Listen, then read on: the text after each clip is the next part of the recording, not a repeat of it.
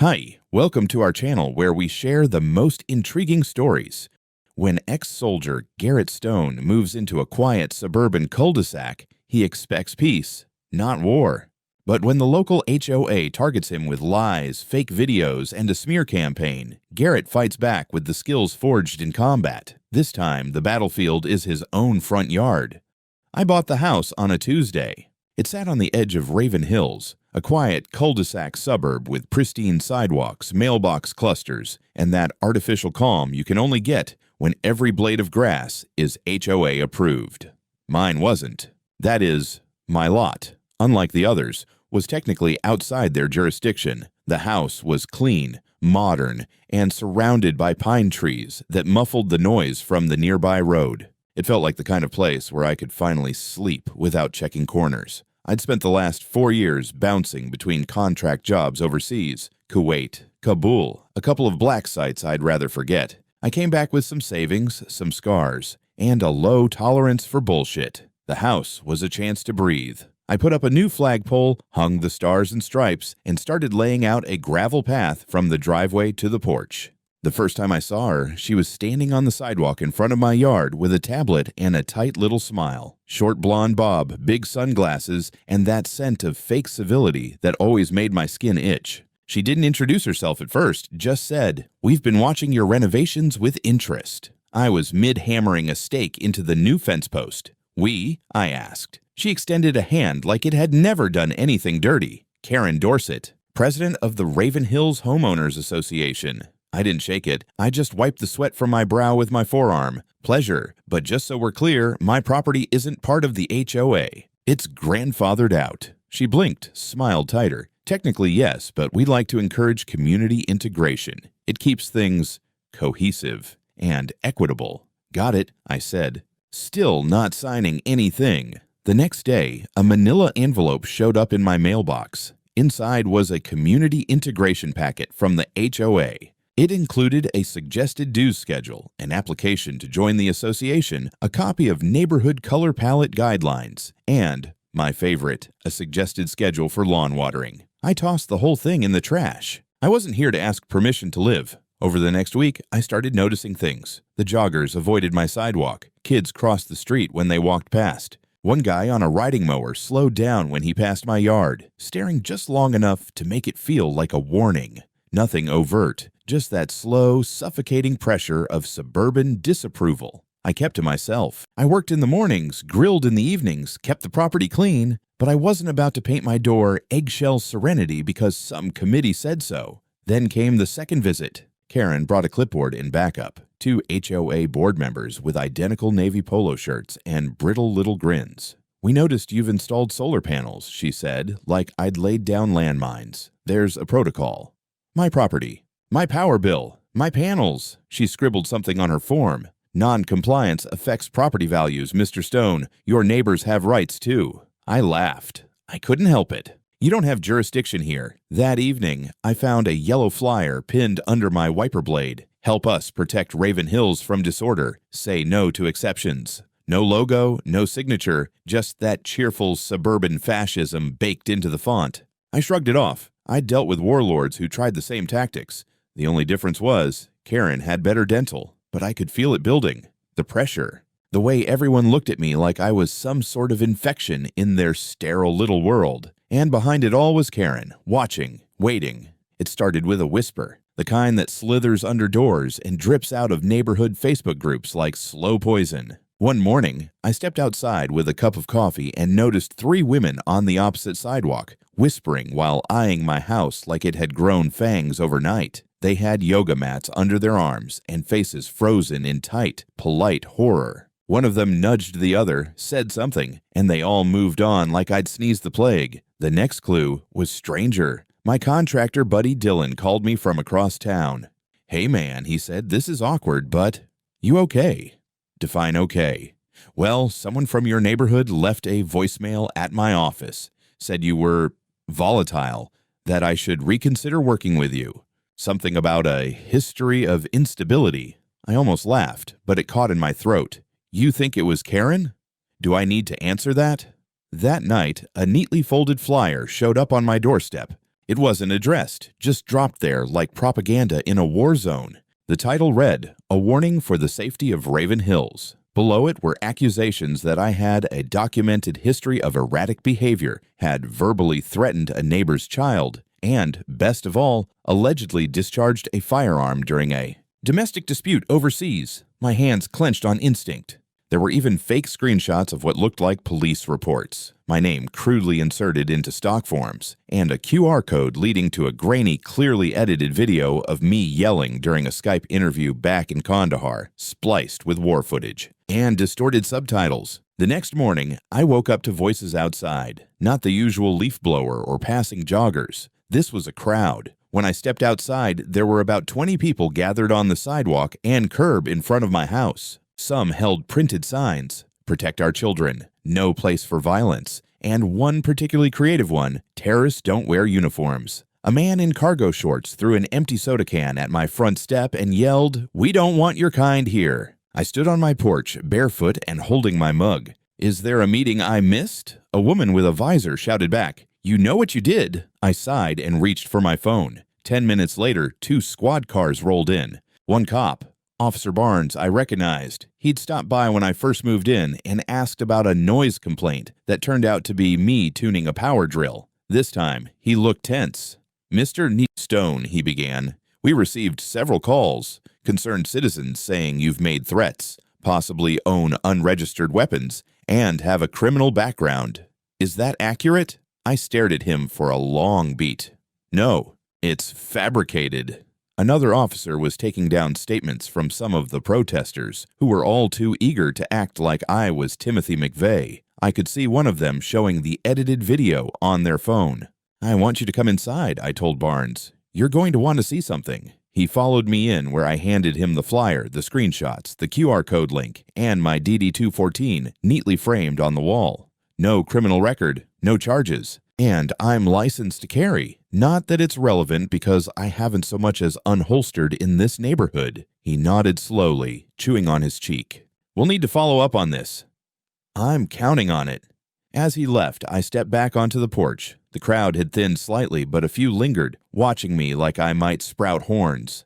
A kid shouted, "Why don't you just leave already?" And his mother didn't correct him. I stood there until they finally drifted off, one by one, leaving behind trampled grass and a busted mailbox. Then I went inside and made 3 phone calls, one to my attorney, one to an old friend who ran a private cybersecurity firm, and one to a PR consultant who owed me a favor from Baghdad. If Karen wanted a war of reputation, she should have read my resume. By noon, I had every camera in and around the house streaming to a private server. High-res, wide-angle, motion-triggered. I wasn't playing defense anymore. This was documentation. Evidence. The cybersecurity firm run by my old buddy Malik jumped in fast. Within hours, he traced the QR code from the flyer back to a burner website registered under a fake nonprofit name, Neighborhood Safety First. It was hosted on a cloud server out of Tampa, but the trail led back to an IP address located just 2 blocks away, belonging to a certain R. Dorset, Karen's husband.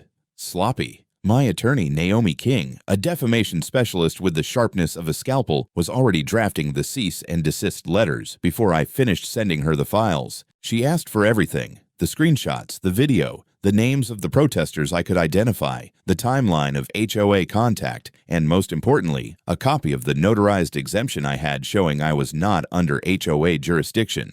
"The video is synthetic," Malik confirmed later that night over Zoom. "Spliced from a 5-year-old interview you gave to Defense Weekly with AI-generated voiceover laid on top. It's absolute trash. Would collapse under a sneeze in court. Can you trace who edited it?" Already did. It was stitched together on a laptop registered to the HOA treasurer's son. Kid posted on Reddit about how he helped mom expose a war criminal. I barked out a laugh. Charming. That night, I uploaded a full breakdown to a public folder and sent it to Naomi. She handed it to her contact at Channel 7, a mid-level journalist who hated HOA overreach with a quiet, burning passion. Then I recorded a video of my own. No filters, no effects, just me sitting in front of my medals, holding up the doctored flyer and the real military paperwork. I spoke plain and direct. I didn't yell, didn't posture, just explained how someone with no criminal record, no history of violence, and full legal ownership of his home was being targeted by a homeowners association with too much power and too little oversight. Then I showed the AI analysis, Malik's report, the forensic breakdown, and I ended with, "If they can do this to me, they can do this to you."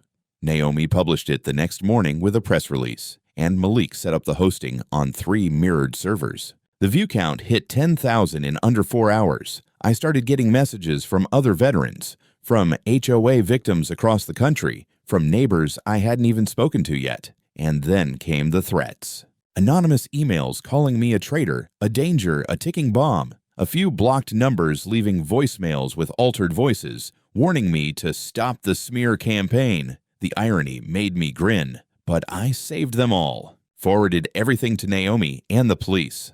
That afternoon, I stood in my driveway as a Channel 7 news van pulled up. The reporter, a tall guy named Kyle with a permanent squint, walked up holding a mic. "You mind going on record?" I shrugged. "You're already here. Might as well." We filmed for an hour. I showed him the flyers, the video analysis, the HOA documents. He filmed the security cameras, the mailbox that still bore a dent from the soda can, the small American flag fluttering above my porch. By evening, the HOA issued a vague statement through their website. "We categorically deny any wrongdoing and intend to protect the integrity of our community." Translation: they're sweating. I should have known Karen wouldn't back down. Not someone like her. She was the type who'd rather burn the whole cul-de-sac down than admit she'd lost control of one lot. So when her first plan crumbled under the weight of forensic analysis and national attention, she pivoted and went weirder. The first sign came as a folded flyer slipped under my garage door one morning. I picked it up expecting another recycled slander, but this time the headline read, "Is your neighbor a foreign operative?" I laughed, out loud, in my driveway. Below the headline were blurred photos, screenshots of me in uniform overseas, pulled from articles I'd authorized years ago. Except now, someone had drawn red circles around my face and a poorly photoshopped Russian flag in the background. It read, like a Cold War tabloid, "Anonymous sources allege that Mr. Stone was seen meeting with suspicious individuals in Eastern Europe." Whoever wrote it didn't even try to be smart. There were references to military psyops, disguised drone strikes, and the cherry on top, a cache of weapons allegedly hidden in his crawlspace. It was so dumb it almost looped around to genius. Later that same day, a neighbor named Marcy, the one with the 12 American flags and the "Back the Blue" bumper stickers, crossed the street to talk to me for the first time since I moved in. She looked conflicted. "Garrett," she said, "I just want to say, I'm sorry, I read that stuff, and it sounded crazy, but I saw your video. That HOA woman, she's unhinged." I nodded. "Appreciate it." Then more cracks started showing. The news piece aired that night, and the tone was brutal. Channel 7 ran side-by-side footage of Karen speaking at a past HOA meeting about civic integrity, next to proof of the fake flyers and doctored evidence. Malik had even managed to pull server metadata proving one of the smear PDFs was created on the same laptop used to file Raven Hill's financial reports. I barely had time to absorb that before Naomi called me. "The County Ethics Committee just opened an inquiry into the HOA," she said. "Some of the homeowners have started submitting complaints." That was fast. "What kind of complaints?" "Misuse of dues, selective enforcement, threats of sanctions over things like mailbox flags and lawn chairs. They've been intimidating people for years, Garrett. You're just the first one who fought back this loud." It all started unraveling after that. Anonymous tipsters emailed the county records office. Someone leaked internal HOA group messages to the press, the kind where Karen called non-compliant homeowners dead weight and liabilities. Another board member, possibly trying to save his own hide, came forward and admitted that Karen had directed him to find dirt on me from the first week I moved in. Even the mayor's office issued a statement. "We are aware of troubling allegations regarding Raven Hill's HOA and are reviewing applicable local codes." By Friday, I had a second interview lined up with a larger media outlet, and my inbox was full of messages from other homeowners in surrounding towns. A movement was building, but Karen doubled down. She ordered new flyers printed and delivered by hand. This time they included a blurry image of my truck parked outside a VFW post with the caption, "Unregistered meetings with known radicals." I mean, how do you even respond to that? Were the old vets now domestic extremists? But now people weren't buying it. I caught one guy tearing a flyer off a streetlight and stuffing it in his recycling bin. A woman walked by and muttered, "She's lost her damn mind." The tide had turned. HOA board meetings, which were usually private and half empty, started getting packed. Homeowners demanded explanations. Karen stalled, blamed outside agitators, and insisted she was defending community values.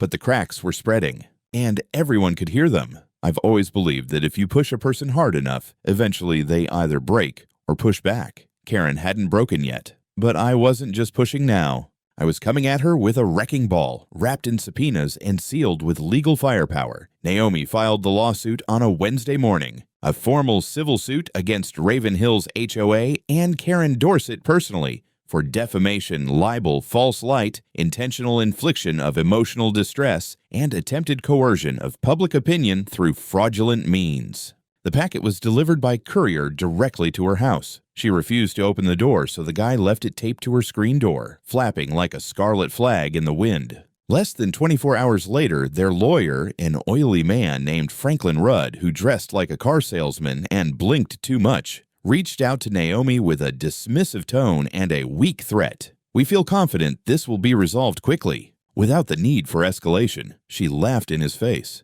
But it was already too late for de-escalation. Discovery hit them like a sledgehammer. We requested digital communications, internal HOA records, surveillance data from the dates of the protests, and identity logs for those who had distributed flyers or appeared in the footage. At first, they stalled.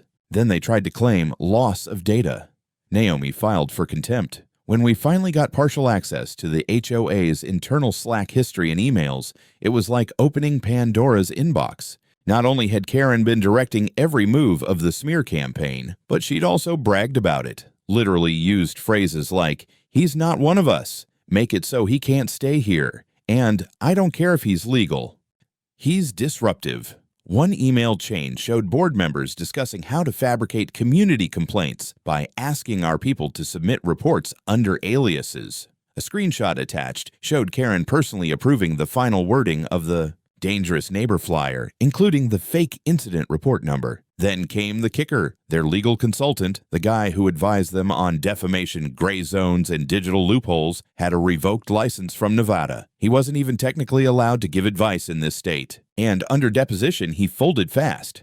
"I just told her how to shape the narrative. That's not illegal, right? Were you aware the materials created were entirely fabricated?" Long pause. "She told me they were interpretive truth." Yeah, that went over real well in the deposition transcript. Meanwhile, homeowners started jumping ship. One after another, they emailed the court, offering witness statements. Several testified that they were pressured to sign letters against me or risk disciplinary actions from the HOA. One woman said she was told her kid would be barred from the community swim team. A man said he was told he'd be fined for non-participation in mandatory sentiment. The judge's eyebrows practically disappeared into his hairline during the preliminary hearing. Naomi leaned over and whispered to me, "They're cooked." I didn't smile. I wasn't here for fun. But when the judge allowed our motion to unseal records and fast-track to a jury trial, I nodded once. That was the beginning of the end. The courtroom smelled like industrial carpet and anxiety. It wasn't a flashy venue, just a county courthouse with bad acoustics and beige everything. But the tension was sharp enough to slice drywall. When Karen walked in that morning, she looked like she hadn't slept in days. Makeup too heavy, smile too tight. She scanned the crowd like she still believed this was just a misunderstanding, a little PR mess that could be wiped away with charm and bureaucracy. It wasn't. The trial started with Naomi calling our first witness, a soft-spoken man named Joel Whitaker, former HOA board member, balding, nervous. But when he sat down and raised his hand, he locked eyes with Karen and never looked away. "Mr. Whitaker, can you explain your role on the HOA board?" Naomi asked. "I was secretary for 3 years. And were you involved in the decision to distribute materials about Mr. Stone?" He paused. "No, I wasn't consulted. The flyer drafts were passed around after the fact. When I asked who wrote them, Karen said it was a collaborative effort, but she was the one giving orders." "And how do you know that?" "Because she told me to keep my mouth shut, or I'd never park in this neighborhood again." A quiet gasp rippled through the gallery. Another witness, Hannah Lopez, a young mom of 2, testified that Karen had knocked on her door personally, handing her a sheet of talking points and asking her to call in a neighborhood disturbance about my house. Hannah had refused. 2 days later, she got a warning from the HOA that her garden gnomes were non-compliant with visual uniformity standards. The jury didn't miss the pattern. Karen's lawyer tried to object, tried to spin it as hearsay or coincidence. But the judge, a gruff man with a clipped New York accent, overruled him again and again. Then Naomi played the Slack messages. The courtroom projector lit up, line after line of Karen's words, proudly coordinating the smear campaign. She had even coined the phrase social exile through saturation, which Naomi repeated aloud for effect. I looked over. Karen was sweating now. Rudd, her lawyer, sat motionless like a man watching a train derail in slow motion. And then came the moment that broke the facade. Naomi called Malik to the stand. He laid out the forensic metadata analysis in plain language, how the smear video was made, who edited it, where it was uploaded, and how the digital fingerprints led right back to Karen's home Wi-Fi. He even pulled up a screen that said, uploaded from Raven Hills/guest network at 3:22 a.m. Can anyone else access that network? Naomi asked. Only those with the password.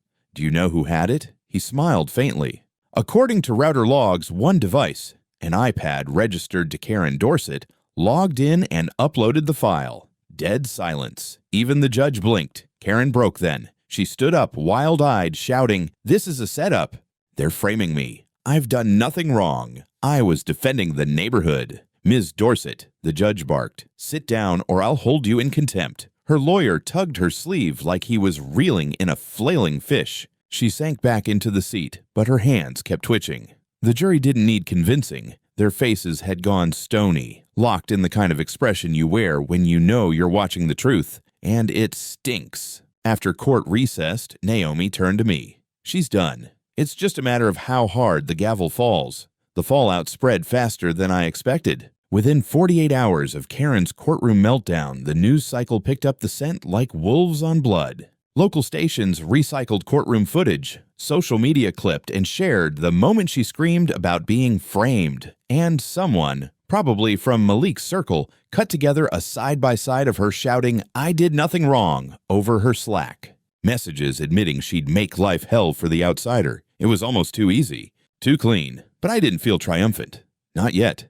That Saturday, I walked down my street, same street I'd driven down the day I closed on this house, when the grass looked greener and the neighbors more innocent.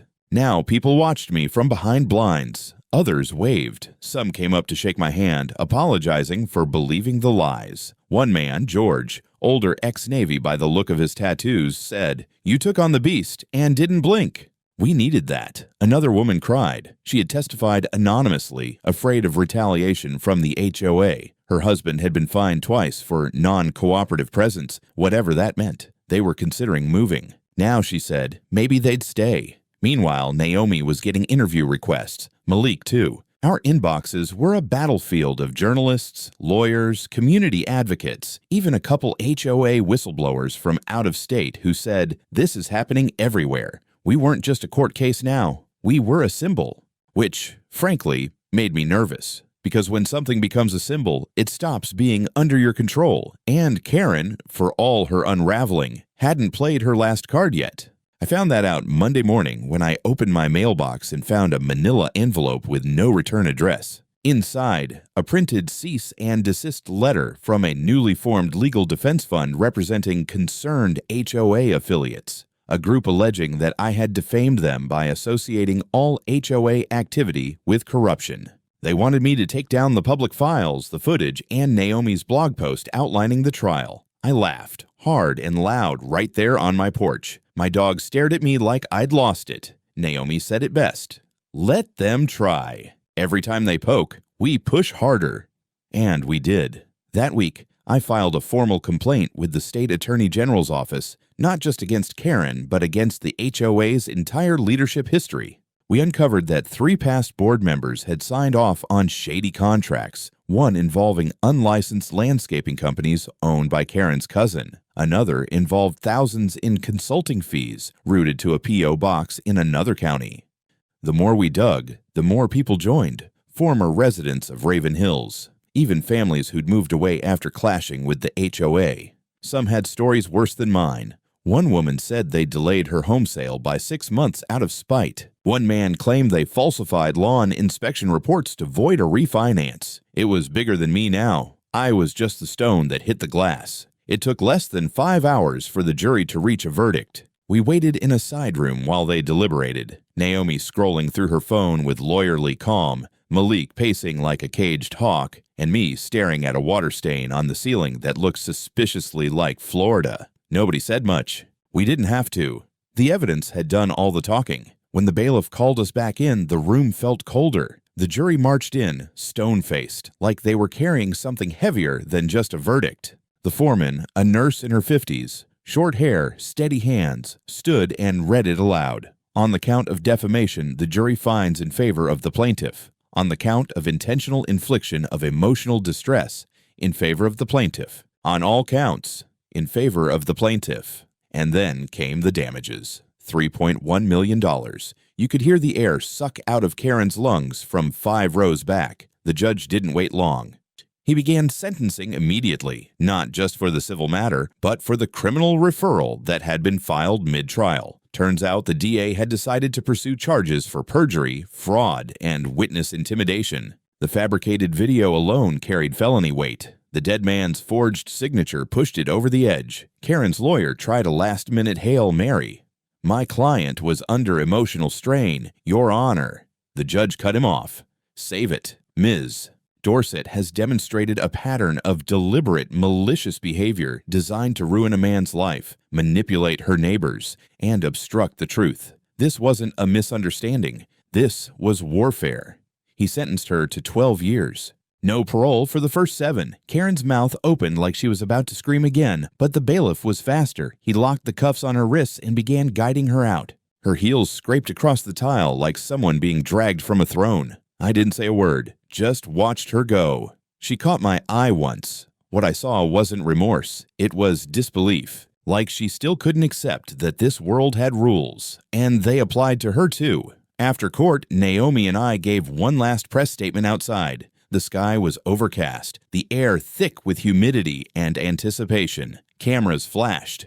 A reporter asked, "What do you want other HOAs to take from this case?" Naomi stepped aside. "Let me answer." I looked dead into the lens and said, "If you lie to take down your neighbor, make sure your house is made of brick. Because if it's glass, I'm coming." The crowd murmured. The quote would end up in 3 newspapers and a podcast by morning. I walked home through Raven Hills. Some of the same neighbors who'd shouted at me weeks ago were now watching from their lawns, silent, unsure, ashamed. A few nodded, one saluted. The HOA sign was already gone. Just an empty post now. Fitting. The days after the verdict felt strange, quiet in a way that almost unnerved me. For weeks, my life had been a siege. Legal briefings, camera crews, hostile stares from neighbors who barely knew me. Now with Karen locked away and the HOA board officially dissolved by court order, Raven Hills was normal. Lawns got mowed, kids rode bikes, nobody screamed at my house. It felt like the neighborhood had collectively exhaled and didn't quite know what to do next. I knew exactly what to do. First, I met with Naomi and Malik. We sat on my porch, the one that used to get egged every few days, and talked strategy. Malik wanted to publish a case study. Naomi wanted to push for HOA oversight reform statewide. I wanted something practical, something that would punch back where it mattered. So I created it. A legal aid fund. Seeded it with half of my compensation payout. The rest I planned to use to fortify my property and finally install that ridiculous koi pond I'd been dreaming of. The fund would be aimed at homeowners targeted by rogue HOAs or corrupt boards. Real lawyers, real cases, no tolerance for intimidation. Naomi agreed to serve on the advisory board. Malik would help with tech infrastructure. We named it the Stone Foundation. A little on the nose, maybe, but it felt right. Then came the podcast requests, op-eds, invitations to speak. I turned down most of it, not because I didn't care, but because I didn't want to become a character in someone else's redemption arc. I hadn't done this to be famous. I'd done it because they left me no other damn choice. That's why, when a man in a cheap suit showed up on my doorstep with a new offer, this time from a coalition of surviving HOA members interested in rechartering Raven Hill's HOA under new leadership. I didn't even let him finish the sentence. "You're standing on private property," I said. "Take your charter and shove it." He blinked like he wasn't used to being talked to that way. I shut the door. That night, I got a voicemail from a blocked number. "You can't stop us. You think this is over? We're coming back. Smarter this time." I played it twice, smiled faintly, and forwarded it to Naomi. She filed it under Post-Verdict Harassment Exhibit A. No one ever came back. Not really. They scattered like roaches when the light stayed on too long. Without Karen, the rest of them folded. Some sold their homes and left. Others just disappeared into irrelevance. One even emailed me anonymously to apologize. Said he'd never thought it would go that far, but it had, and now it was mine to shape. I'd won back my house, my peace, my damn name, and I wasn't about to let it go again. 6 months later, the house looked nothing like it had when I first moved in. The front porch was rebuilt, stronger, wider, with reinforced beams and a solid oak swing Naomi found at a salvage auction. The yard was immaculate, partly because I finally installed the motion-activated sprinklers that sent raccoons and unwanted flyers running. Cameras were discreetly placed, hardwired now, feeding to a secure cloud I controlled myself. The koi pond. Built. Big, obnoxious, beautiful. I named one of the fish Karen. It had the most ridiculous flare fins and insisted on hogging the surface anytime someone walked by. Fitting. Raven Hills was different too. Quiet, not because people were scared, but because they were actually living again. Without the HOA breathing down their necks, the neighborhood turned human. People painted their fences how they liked. One guy turned his shed into a music studio. Another installed solar panels without begging for approval. Life, in all its unregulated messiness, came back. One Saturday, I hosted a barbecue. Not for the press. Not for show. Just for people. The ones who had stayed. The ones who had spoken up. Even a few who had doubted me and were now too ashamed to meet my eyes without a hot dog in hand. Malik manned the grill. Naomi poured drinks. Some kids played tag near the koi pond while Karen the fish supervised like an aquatic overlord. I sat back in my lawn chair and watched it all. Not like a king surveying his kingdom, but like a man finally, completely home. The stone foundation had helped 9 homeowners by then. One case had already gone to trial. A woman in Nevada pushed out of her house over a pergola that violated aesthetic continuity. Her HOA folded when her lawyer, paid by the foundation, dropped our case on the judge's desk as a precedent. People were noticing. Legislators reached out. There was talk about hearings. Even a proposed state-level registry to track HOA misconduct. I'd lit the match. The fire was spreading. Slow, careful, but real. As the sun started to set, Naomi sat down beside me and handed me a beer. She clinked hers against mine and said, "Not bad for a hostile outsider, huh?" I laughed. "You think Karen gets the newsletter in prison?" She smirked. "Only if it comes with coloring pages." We toasted. Across the street, the old HOA signpost still stood, stripped bare, weathered gray, never replaced. I thought about tearing it down. Then I decided to leave it. Not as a warning, not as a trophy. Just as a reminder, what happens when people stop letting bullies define what community means?